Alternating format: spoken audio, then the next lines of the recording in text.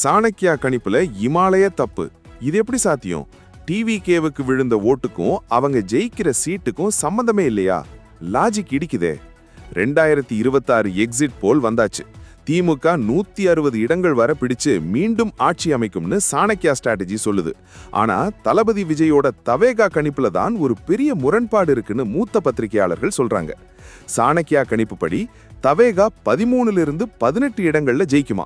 ஆனா அவங்க வாங்க போற ஓட்டு வெறும் 13% தானா? தமிழ்நாட்டு தேர்தல் வரலாற்றுல சராசரியா 25% ஓட்டு வாங்காம இத்தனை தொகுதிகள்ல ஜெயிக்கிறது ரொம்ப கஷ்டம். இதுதான் இப்போ விவாதமா மாறி இருக்கு. பத்திரிகையாளர்கள் என்ன சொல்றாங்க தெரியுமா?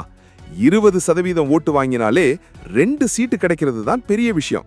அப்படி இருக்க 13% ஓட்டுக்கு 18 சீட்டுங்கிறது மேஜிக்கா இல்ல மிஸ்டேக்கா? திமுக அதிமுக கணிப்புகள் சரியா இருந்தாலும் தவேகா விஷயத்துல சாணக்கியா கணக்கு தப்புன்னு விமர்சனம் கிளம்பிருக்கு. இந்த கணிப்பு தவேகா தொண்டர்களுக்கு உற்சாகத்தை கொடுத்தாலும் நிதர்சனம் வேறையா இருக்கு. உண்மையான முடிவு மே மாதம் தெரியும். அது வரைக்கும் இந்த டேட்டா போர் தொடரும்.